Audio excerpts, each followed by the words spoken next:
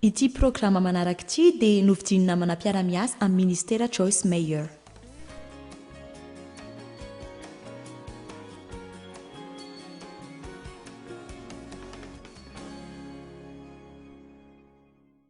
Tsy dia tena hoe nokasian'ny vantanao fa fampirorona foana nataony toatsaroako izy manambana tontolo ny tarehy ankoatra ny isan'andro rehefa manao izay tsy tiany aho ary miroro aho hatramin'izany andro izany aho dia tsy mahazaka mahita olona manao ny tanany akaiky ny tarehako izany dia ohatran'ny hoe aza manao an'izany izy mikomandy ny zavatra rehetra tsy maintsy amin'izay tiany ankoatr'ireo fanararaotana ndraiko dia tena direct contrôler ny zavatra rehetra tsy maintsy tianay izay tiany matory amin'ny fotoana toriana mifoha amin'izay tiany jery izay tiany mijerena amin'ny télévision tsy maintsy mihinana izay tiany hohanina miome amin'ny vazivazy ratsiny saika tezitra matetika izy ka matahotra avokoa izay ny aharetan'izany fahatezerana izany aminay izany dia zavatra hafa izay tsy maintsy hatreko ihany koa androany raha misy olona manakaiky aka olo-pantatra ilay izy raha vao ohatra ny tezitra ireo dia izao no ataoko ao-tsaina inona ary no ataoko dia mitendrera aho manao hoe andraso hitanao izay ny zava-dehibe amin'Andriamanitra manana safidy ianao tsy voatery mamaly aingana manana fotoana isainana ianao ny amin'izay fantatrao aloha ary afaka mamaly araka ny tenin'Andriamanitra tena menatra ny tenako aho ny amin'izay rehetra natao tamiko ary nitomborery aho entiny miaraka amin'ny any barany sabotsy ariva efa niditra ny fahatandrako any amin'izay tena mamamo azy ka iforceny iray aminy ao amin'ny seza aorianan'ny fiara avy eo nisy polisy nahazo anay indray andro dia hoy aho hoe izay vao mba isy olona afaka nampy ahy tena faly aho fa isin'ndraiko ny resaka teo ivelan'ny fiara dia hoy ndraiko avy eo tamiko hoe nilazaiko azy fa koziniko ianao ary nampanantena izy fa andefatsika raha mamela azy iray aminao koa aho izay ny tokony ataonao izany raha tsy izay dia miaraka miditra ny am-pony sika dia isaoran'Andriamanitra fa ilay polisy ny anjo tamin'ny radiona dia afaka tamin'izay iray izay azy aho fotoana vitsy avy eo ny resaka tamin'ny fianakaviana akaiky aho fa tsy nentinino ahy mihitsy izy ireo satria tsy dia isahirana koa nisy fotoana andreniko nakany amin'ny hopitaly dia nanoratra taratasy lavabe tamin'ndraiko aho milaza amin'ny hoe tena mahatsiaro voaloto aho ka saika mandro mibetsaka isan'andro anaisitra izany ary mila heribe ahafahako miezaka manoratra amin'ny taratasy mangataka azy tsy hanao intsony ny asalina izy ka rehefa nody teo amin'ny sazakalina teo niditra tao amin'ny efitrano am-patezerana izy ka nirediredy tena tezitra dia nifara tamin'ny fialatsiniko taminy laza fa tsy tokony hanoratry ny taratasy iny mihitsy aho dia hitako hoe rehefa manandrana amin'ny resaka amin'olona izany aho dia hita fa tsy misy tia hanampy ahy ny olona polisy tsy hanampy ahy ny fianakaviana tsy hanampy ahy tsy afaka resaka amiko koa aho dia hoy aho tamin'ny farany hoe tsy maintsy mandresy aho isan'ny zavatra tsaroako tena marikoriko ahy dia za efa lehibe hianatra hitondra fiara ny iraiko dia mitondra mivoaka isaky ny alahady hariva mba hianatra conduite isan'ny toerany adalàna rehetra hitondrany ahy mba hanaovana izay tiany atao amiko dia ilay eo amin'ny fasana dia eo no iraisany amiko ao anaty fiara ko raha misy olona manatona dia mivoaka ny fiara izay ka mody mijoro manoloanareo fasana tena ratsy miasala manao mécanicien izy amin'ny atoandro ao amin'ny ampianarana ny tena olako izany dia ny farany herinandro fa lazaiko anareo fa halako ny vakansa tsy androko izay iverenina hianatra saika isa-maraina dia avy manaitra ahy izy ka mampiditra ny tanany eo ambany lambako izany hoe ndraiko izany dia tsy manana olana tamiko ihany fa nanana olana tamin'ny vehivavy maro koa fa mbola nisy bedabe ireo vehivavy hafa izay ny rany ihany koa ka tena nampalahelo azy fa aleo milaza fa Andriamanitra manome hafahasoavana mba hamelako 100 raiko mila fotoana izany fa vitako ihany avy eo tena miala azy aho ary tena namela azy tokoa dia hitako nangatan'Andriamanitra tamiko taona maro lasa izay mba hitondrako ny ray aman-dreniko aty Saint-Louis avy any aminy nipetrahany tany Atsimo Missouri namindra azy ireo akaiky ny tranonay nitaiza azy ireo mandra-pahafatiny dia hoe aho hoe mianiany ve ianao tamin'ny voalohany nikianiko ilay izy hoe tsy mihevitra Andriamanitra tsisy fitiavana Andriamanitra tsara ve hangataka amiko izany satria izao izy ireo dia teo amin'ny toerana izay tsy maintsy natrehako indroa isan-taona. Ny fandehanana vakansa sy ny vola lany amin'izany. Miezaka manala izany ao an-tsaina. Hoy Andriamanitra, marary ireo, antitra ireo, dia izao izay nataon'ireo tamiko. Dia izao ihany navaliny. Misentoy ianao. Tonga izy ireo. Mba hamelona ary izany dia tena mafy tamiko Andriamanitra, mafy amiko nanao izany. Fa za avy eo nananatra kefa nafantarako an'Andriamanitra izay mampianatra ary fantatro koa fa Andriamanitra dia tsy mba miteny antsika hanao izay tsy ahatsara antsika akory. Tiako tsaroanareo fa Andriamanitra tsy hiteny zavatra aminao raha tsy hitondra fahatsarana ho anao izany. Rehefa mijory vavolombelona ianao, tena mora ny nandreny fitranga ny fahatsapana irery sy ny fandaozana izay tena lehibe. Dia ahoana no nahafahanao ny aina irery izany ka tsy nahatsapanao intsony ny mahairery anao tamin'ny fiainana izay misy ireo fifangaroana hafa koa? Izao tiano azo antoka. Hitanao, tsy misy olona nitsiratsiraina na vehivavy no sombaina io na lehilahy tsy mba matoky. Ray aman-dreny izay tsy tianao ara-dalàna na izay manome anao fahatsapana fa tsy mila anao akory. Misy mihitsy aza olona manangana anao manao izany. Tsy azon'ny zareo tsy fantatr'ireo hoe maninona ny ray aman-dreny no niteraka no tsy miazona azy ireo. Ary izao koa na dia afaka mandalo an'izany rehetra izany aza zareo, dia isan'ny zavatra mahafinaritra amin'ny fiarahana amin'Andriamanitra ny maha-Andriamanitra ny fiadanana azy. Ary izany dia zavatra tsy ho takatry ny saintsika mihitsy. Rehefa manomboka mifandray amin'Andriamanitra ianao dia manomboka mampiadana ny fiainanao koa izy. Ny zava-dehibe dia ny hanananao fisainana vaovao. Izao izany ekenao daholo izay tian'Andriamanitra atao aminao. Mila mianatra fieritreretana hafa ianao dia tena tia azo antoka ao fa azonareo izany. Ninona takian'Andriamanitra aminao? Ao amin'ny Romana 12:1 ka hatramin'ny 2 milaza amintsika fa Andriamanitra manam-pilanina tsara amin'ny fiainantsika, fa tsy iaina izany pilanina tsara izany tsika raha tsy miova amin'ny fanavaozana ny saina tanteraka avy amin'ny tenin'Andriamanitra. Ireo fahatsapana rehetra ireo dia miova rehefa manomboka mianatra ianao, ary tsy hoe mianatra ny teny fotsiny fa mandany fotoana miaraka amin'Andriamanitra koa. Dia izao koa ny olona dia izao foana, dia inona ny ataoko rehefa mandany fotoana miaraka aminao izao? Tsy dia hoe misy fombafomba izay ataonao fa ilay hoe manome fotoana an'Andriamanitra. Raha tsy manao ninina ianao fa mipetraka ao an-trano dia mitomany sy miteny Andriamanitra ho ampio aho, dia mitombina ihany koa izany satria manome voninahitra an'Andriamanitra amin'ny fotoana sika izay fotoana mahazatra antsika aminy. Hitanao, mivavaka ianao, mianatra, mihira, mitomany, mieritreritra ianao fa ny manome fotoana an'Andriamanitra dia zava-dehibe. Ka rehefa mianatra ny teny sy manome fotoana an'Andriamanitra tsy kelikely, avy amin'ny voninahitra mankany amin'ny voninahitra dia miady tsy hita koa ilay fahatsapana ratsy. Izao raha eo amin'ny toerany voaraotra ianao izao dia mila mandray fanapa-kevitra. Ny hoe mamela olona dia tsy midika tanteraka fa mijanona eo amin'ny toeran'ny voaolana sy ny voaratra foana akory. Amin'izay fanasitranana izay tena fotoana fiadiana amin'ny fahatsapany ratsy, dia isy fotoana Andriamanitra hitondranao amin'ny teboka, ilainao amela tanteraka ireo olona nandratranao. Dia fantatro avy hatrany fa ohatrany tsy mitombony izany, ohatra ny adalàna tsy rariny, fa ny tanjo izany dia ny ahafahanao mandray fanapa-kevitra mba hanao izay asain'Andriamanitra ataonao. Dia hanomboka amin'ny fanapa-kevitra ianao ary iray amin'ireo zavatra ataonao hivavaka ao an'ireo olona nandratranao. Ary tsy hitady ny iverenan'izy ireo ianao, apetraka eo tanan'Andriamanitra ireo ary tsy tianao ny ametraka ireo tanan'Andriamanitra. Izao ampian'Andriamanitra ianao fa hivavaka ao amin'ny famonjena ireo olona ianao ka anao toa an'i Jesosy teo amin'ny hazo fijaliana hoe raha eo mamelany elony fa tsy fantany izay ataony. Tena zava-dehibe aminao ny famelana. Na dia zava-dehibe amin'ireo olona nandratranao izany dia tena zava-dehibe aminao, satria ny tsy famelana dia sahala-pozina sy fangidiana amin'ny fanahinao, ary ny fiainanao dia angidy foana mandra-pialan'izany pozina izany. Rehefa namindra ny ray aman-dreniko aty Saint-Louis izahay dia viditrano. Saika nandany vola tahirinay rehetra, mila ny vidy fiarako, ny azy mantsy efa simba, dia mila fanaka ihany koa, mila mandeha folo isan-kerinandro miantsena ho azy ireo, matetika misy zavatra simba foana, dia izay no manamboatra azy.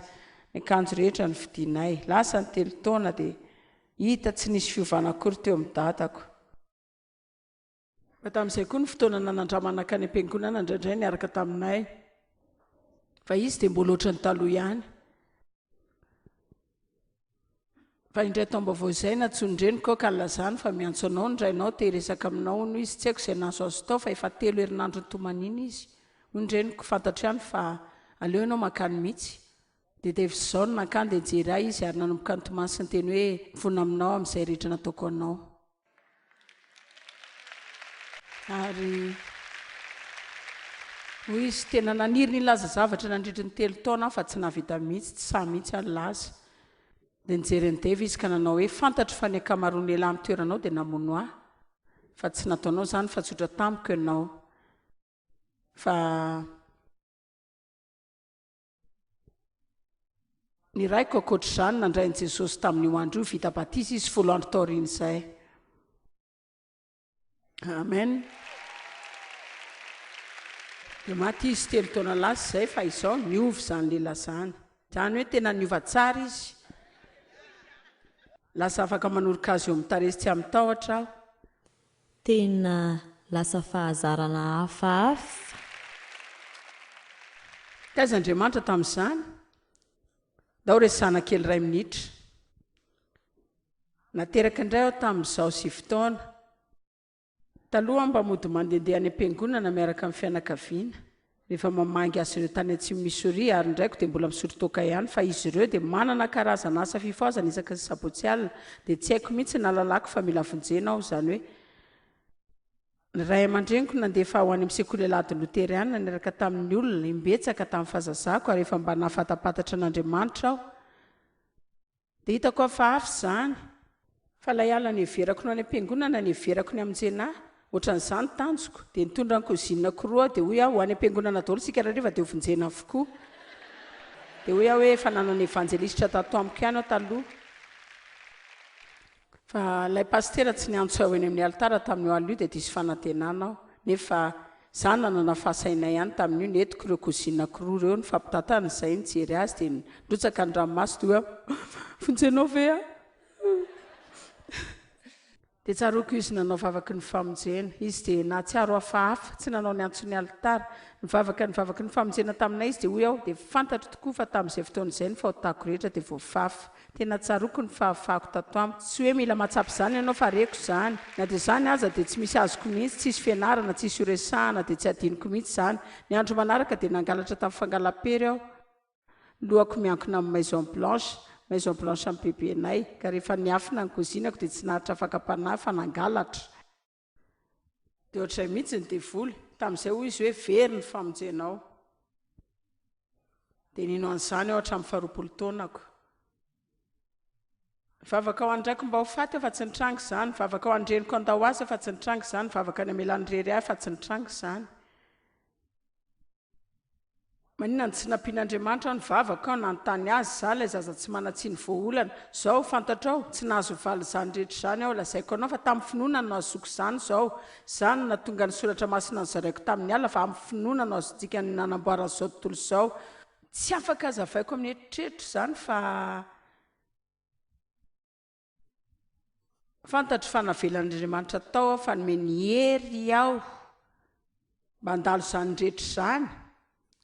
Dia izao tsaroko tamin'izaho mbola zaza teo am-pandriana ny amin'ny alina, izay fotoana tena tiako tamin'ny fotoana fiasany raiko matoreo mpandriana mpilaminana. Tamin'ny fahazazako koa izao ny fivavako, izao no nataoko ndray andro any aho hanao zavatra lehibe. Ndray andro any aho hanao zavatra lehibe. Za mino fa Andriamanitra manao masom-bolony fanalebiazana amin'ny rehetra. Mino ny fahaiza manao anatinareo mihoatra ny fisainanareo azy. Fa Satana manao izay hanakanana antsika, manena antsika izy ary manambany antsika amin'ny alalan'ny olona mpaniratsira. Fa tiako fantatrareo androany fa na dia voaolana aza na vela, sahala tsy nisy nanampy azy toa ohatrany tsisy efarany mihitsy azy izany, teo alohan'izany Andriamanitra. dia nanana planina. Andriamanitra nanana planina. Tsy haiko ny anazava izany aminareo, azany taninay akory, fa mantaona ny lazako izany mihitsy, ny fatratra ny tsy mba noararotonao. Fa Andriamanitra no nampiaositrana, ary teo amin'ny 3 taona teo no lazaiko izany. Fa izany mihitsy tena naniriny tsy fanararotana, fa Andriamanitra nanakanahy hoy izy aza miteny izany. Dia nisainy izany aho ka nieritreritra, haiko hoe ratsy izany, fa mbola faly ihany aho. Hainao hoe nahoana? Satria olona tsara lavitra aho zao mihoatra amin'ny taloha. Tsy haiko hoe ahoana ny anazavana izany, ary fantatro sy tena fantatro sady fantatro fa Andriamanitra nividy ahy, ka naka ny fampijaliany Satana ka namadika izany ho tsara, ka tonga olona tsara aho noho ny fisiako tsy nitrangany izany. Ianao koa toraka izany. Matanjaka aho, mahalala an'Andriamanitra kokoa aho, azoko ny fahorian'ny olona. Dia inoko fa nanao ahy izany ho afaka ahatakatra ny fahorianareo sy izay ilainareo, ary ilaza aminareo ampitiavana fa velona Andriamanitra. Tianao izy, manana planina tsara amin'ny fiainanao izy, ka aza miahiahy izany akory. Aza manahy izany, azonao ve izany? Azonao ve izany? Tady olo loatra izany ianao. Amen. Tady pirofo ianao fa mety ho sitrana. Tsy misy lavaka lalina ka tsy ahafahany misintona anao hivoaka ao. Ametraka ny tongotra ao amin'ny vato izy, anomeanao fiainana mahafinaritra izy, amoaka ny tena tsaranao izy, miantry ny fifaliana ao amin'ny fisaonana, ho feno fiderana ao anatin'ny olana, anaonao azo ny famarinana izy, masom-bolon'ny tompo ianao fiderana azy, anomeanao fitahiana avoroeny izy tamin'ireo olanao. Ndao hideran'Andriamanitra.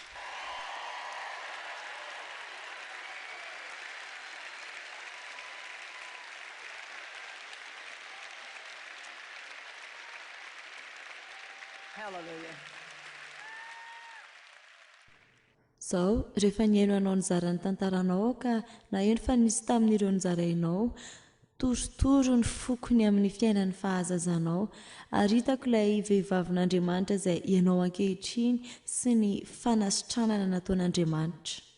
Fa mbola misaina ireo olona izay miteny ihany aho hoe tsy mety amiko izany. Za zao mbola eo, za tsy mbola nandray ny fanasitranana nomen'Andriamanitra ny Joyce. Andriamanitra tsy any Joyce amin'ny fomba hafa mihitsy, dia ahoana ny fomba hitondranao olona amin'izany fahalalana izany izay tsy hijereny na iza amin'ny fanajana, izany fitiavana izany dia ho antsika rehetra. Hitanao raha mijery n'ity DVD ity ianao dia isaina izay voalazan'Andriamanitra teo, dia izao izany ho an'ny Joyce angamba fa tsy ho ahy. Izany hoe ny finoana dia dingana. Lazaiko fa ny finoana fioarana, ohatrany hoe ny fotr'izany dia ataoko hoe raha ny ataonao izao no tsy mety, tsy olana na tsy mijery ity ianao, maninona raha mandray ny dingan'ny finoana ka milaza hoe fantatrao tena mino aho fa afaka ataon'Andriamanitra amiko izany, ary tena mino aho fa ataon'Andriamanitra amiko izany. Anona fanantenana aho, tena ino aho, efa miandry zavatra mahafinaritra hitrango eo amin'ny fiainako aho, dia mahalala zavatra afaka ataonao ianao, na dia tsy tena afaka milaza 100 mino izany azy, tsy voatery andainga amin'Andriamanitra ianao. Hitanao, alaivo ilay finoanan'Andriamanitra kely eo aminao, dia lazao hoe za mino fisinao, mino aho ny fiainao ny olona, fotoana sarotra tamiko ny fahazonan'ny fitiavana, ampio amin'ny tsy finoako aho, fa ny zavatra afaka ataonao dia hanampy ianao betsaka tokoa. Afaka mifona mafy ny amin'izay tianao tranga eo amin'ny fiainanao raha mbola ankasitrahan'ny tenin'Andriamanitra koa. Dia afaka mandray teny ianao ka ohatra hoe afaka mifona amin'ny Salamy 7:20 fa ndray amandreniko efa nafoy ahy fa Jehovah kosa dia mandray ahy manao ahy ho zanany izy. Ary iray amin'ireo zavatra izay nianarako vao aingana eny ara-tsantifika mihitsy aza, mino sika fa misy zavatra ao amin'ny toerantsika voapirofo ara-tsantifika fa mino betsaka ny amin'izay eno isika noho izay lazain'olon-kafa amintsika, ka milaza aminao aho hoe tian'andriamanitra ianao dia hoy ianao hoe ohatrany tsy izany le izy fa raha nanomboka amin'ny teny an-dimapolo isan'andro ianao mafy be hoe tiay andriamanitra tiay andriamanitra tiay andriamanitra lazaiko anao tsy ho andro marotsony no anomboanao hevitra hoe tena mety ho tia tokoa izy dia hitanao zany dia fomba ray ampiasaiko tamin'ny fiainako ary nanao be teo amin'ny fanasitranana izay nentin'andriamanitra tamin'ny fiainako satria ny baiboly nilaza tsara fa mila antsoinao reto zavatra reto izay mety tsy heverinao akory araka ny fantatrao ary amin'ireo izay mandray anjara betsaka amin'ny fampianarako io ny tena avitra fototra amin'ny fampianarako izay tokony hanomboanao miteny izany sy manomboka amin'ny fona ary tonga amin'ny fifandraisana amin'andriamanitra satria ataona maro ny fanaraka foana tamin'ny fahavalo na dia efa kristianina sy mpitram-piangonana zao dia mbola miteny izao izaho tsy mahatokony niny intsony fa ampitehana foana ny teo amin'ny fiainako raha mba tsisy mantsy ny taloha hitanao dia dia fitserana dia tonga eo ilay teboka ilazana hoe fantatrao ve tsy afaka nanao ina tamin'izay nitranga tamiko aho dia lazaiko foana hoe hainao ve za tsy nanana fiaingana tsara tamin'ny fiainana efa nanana fiafarana tena tsara aho ny tsirairay avy aminareo afaka mahazo zany tsy maninona izay nianganao androany izao no andro fivoarana sy fiovanao anao izay lazanao fa andray ilay dingan'ny finoana aho ka ino an'andriamanitra fa andriamanitra nanao izany rehetra izany ary anao izany amiko koa ay dia hivavaka iaraka amin'ny olo ianao zany mba hanomboan'izy ireo ireo dingany tsy amin'ny herin'ny tena fa amin'ny herin'andriamanitra ie mivavaka ao mba hatakaranao fa andriamanitra dia tianao ka ninona mitranga amin'ny fiainanao na hatraizany alaliny misy anao hidina any andriamanitra ka nafaka anao anasitrana anao izy andriamanitra na vao ny fisainanao ny amin'ny teniny sitrany ny fihetsem-ponao ampiny ny ara-bolanao sitrany koa ny vatanao omeny anao ny tena sakaiza ny tena fiarahamonina andriamanitra manampy anao ary te hanampy anao izy tsy ho aingana izany tsy mora koa fa tena mora kokoa noho ny fifatoranao ny zavatra hafiaingana fa ny sasany tonga miadana fa ny zavatra mila andraisanao fanapa-kevitra an'io dia andeha ao izotra-pinoana ary tsy hijanon'izany mihitsy aho tapao ny hevitra mialohan'ny fanomboana ka tsy mba hijano izany ianao satria andriamanitra tsy andaonao mihitsy ary ratsotra ianao ka tena mila izany famelomana sy fanasitranana ny fiainanao izany dia tiako ianao hiaraka amiko ambavaka androany ary inoko fa hanomboka rivo-baovao ny fiainanao dia ampiko hoe ny sasany aminareo mijery angamba mbola tsy nandrain' jesosy ho tomponao ary ho an'ireo izay mbola tsy niantso an'i kristy eo amin'ny fiainanao dia te hivavaka fo eo aloha nefa vavaka mahery ny famonjena izay tena midika fa teny hivavaka ao averinareo izao vavaka izao dia ampetrano an' jesosy siditra eo amin'ny fiainanao ianao ary hivavaka izany vavaka ny fanasitranana sy fananganana izany sika vavaka sika rehetra ilaza sombony amin'izany ao ka averinareo riko andriamanitra eo tiako ianao jesosy eo minanao aho milanao jesosy aho minona fatesanao teo amin'ny azo fijaliana ho ahy aho fantatro fampanota aho fonao ny amin'ny fahotako mangataka famelana aminao aho voavidinao ny fahotako jesosy hamidiro amin'ny fiainako androany fa manolotra zano anao aho izao manaiky aho atolotra anao ny fiainako ray soarak'izany aho izao ianao hiaray asamiko ka hanao ahy arak'izay tianao mino ny famelanao ireo eloko aho mino ny famonjenay aho ho any an-danitra aho izao ary faly amin'ny lalana makany andriamanitra ao manolotra ny fiainako anao aho ahasitrana mangataka famelomana sy fananganana feno ireo rehetra very teo amin'ny fiainako aho mangataka ny fanamboaranao ny fiainako aho ny amin'izay nandratra ahy ka raha nandratra ny hafa aho dia mivavaka andriamanitra ao nitondranao izany amin'izy ireo ka hanamboaranao ireo tsy mety nataoko aseho iara misy zavatra hafa ataoko mba hanatsara izany fa amin'ny herinao ihany no nivako izany raha eo ilaiko ny fanasitranana fa tsy vitako sao rery zany ko mangataka fanasitrana tanteraka aho hiara asa aminao aho ary tsy hijanona mbarapafitandreo asa tanteraka saotra ny amin'ny ataonao tamin'ny fiainako saotra ny amin'ireo ataonao ankehitriny saotra ny amin'ireo mbola ataonao amin'ny ho avy amin'ny anaran'i Jesosy amen. Zaho mino aho fa miaina rivo-baovao ianareo zao ihany koa amin'ny ministeran'i Joyce Meyer izay manampy anareo foana manana fampianarana betsaka izay manampy anao boky CD ary DVD ary afaka miantso ny biraonay ivafahanay miaraka aminao amin'ny fotoana rehetra na koa anampy anao alala dia tongava amin'ny conférencenay raha afaka mino aho fa hitondra tombona anao zany tianay ianao mihevitra anao zahay mifaranako amin'ity teny ity zany isaoran'Andriamanitra izay mitondra antsika eo amin'ny Kristy amin'ny fandresena sahala amin'ny lokan'ny fandresen'Andriamanitra miatra amintsika ka manam-pirofo ny antony ny fahalalahana an'Andriamanitra na aiza na aiza sitran'Andriamanitra ianao dia ampiasanao izy anasitrana ny hafa tahiny tompo